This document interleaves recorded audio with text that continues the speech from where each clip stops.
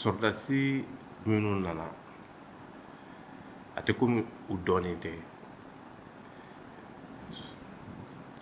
Abidjan, Côte d'Ivoire sɔrdasiw de don.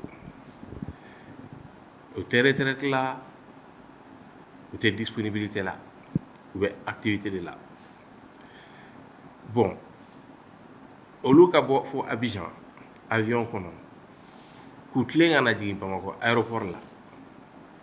Ne hakili la mɔgɔ min b'o kɛ o ŋaniya bɛ kɛnɛ kan.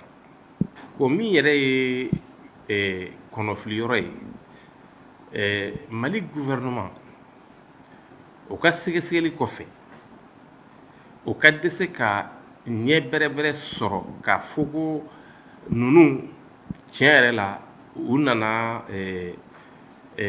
mission na. Ne m'o yɔrɔ de faamu parce que ne fɛ o vérification tɛ tɛmɛ minute 5 kan. Monsieur Kissima, ni nin ko in tola tantɔ a bɛ se ka kɔlɔlɔ jumɛn de lase an ma? Bɛɛ y'i ka communiqué kɛ. Ivoirien gouvernement y'i ka communiqué kɛ. Olu ka communiqué b'a jira nin ko in ko don ko min bɛ kɛ ko min don fɛnɛ u b'a kalama.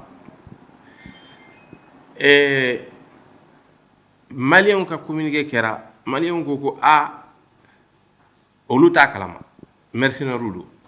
Bon, o kuma fila ninnu dɛ olu de bɛ sɔn ka na ni furuku ye parce que tulonkɛ kumaw tɛ o, jamanatigi kumaw de don, jamana marala kumaw de don. Monsieur Kissima, fɛɛrɛ jumɛn de kan ka tigɛ sisan walasa nin ko in dala bɛ sa? Ne bolo nin ko in kan ka a bɛ lajɛ ji ɲɛma jɔlen de la. Déjà u bɛ Mali territoire kan. U ni marifaw n ye min mɛn, u ni marifaw ma kɛ ɲɔgɔn kan. Olu nana avion kɔnɔ, minɛnw tun bɛ avion wɛrɛ kɔnɔ. O de ye a sariya ye, convention internationale la. Bon, o batora. Ou bien sisan a bɛ tile 2 tile 3 bɔ, mankan ma bɔ, u ma mugu ci mɔgɔ la. Ne fɛ précipitation côté nin na a bɛ lajɛ, c'est-à-dire à sens et à contresens pour comprendre c'est quoi. Parce que il faut pas oublier que en période min na hakili sɔsɔ ka ca mɔgɔw la kojugu. A ka ca hali ɲɛmɔgɔw la parce que mɔgɔw hakili sigilen tɛ. Bon, n'i dun b'i hakili sigi o fana bɛ se ka kɛ a dama tiɲɛni sababu ye. La sagesse commande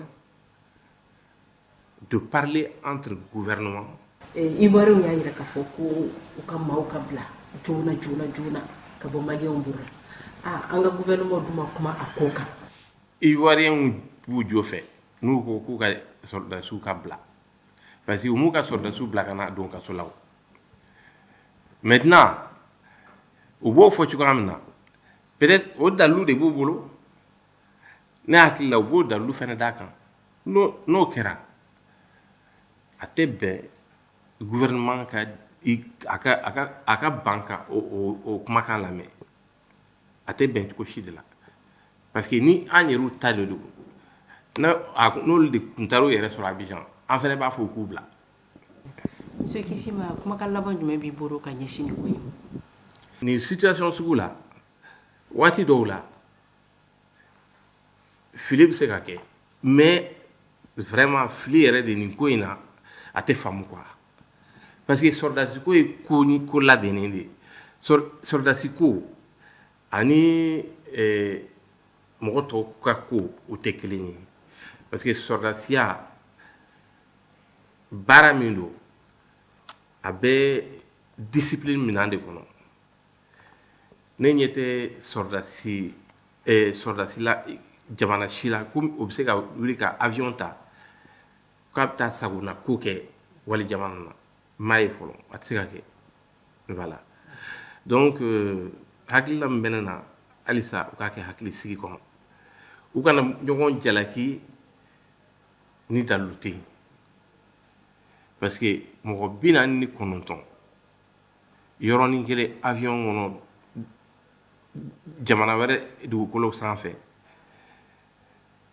a tɛ delinako tɛ o bɛɛ de b'a hakilisigi in wele minɛ ne kɔni ɲɛ b'o de la o de tun bɛ ne bolo k'a fɔ. Merci monsieur Kisi.